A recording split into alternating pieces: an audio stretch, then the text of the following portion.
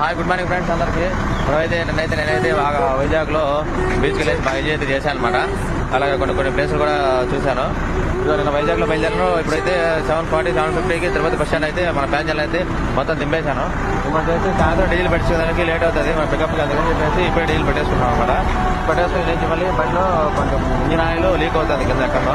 అందుకని చెప్పి ఇప్పుడైతే షోరూమ్కి అయితే వెళ్తున్నాము. షోరూమ్కి వెళ్ళిన తర్వాత నైట్ అలాగే యాడ్ది ఏదో సింబల్ పడుతుంది, అదేం సెన్సార్ పనిచేయట్లేదు. అది కూడా ఒకసారి చూపించుకుందాం మరి వెళ్ళేసి.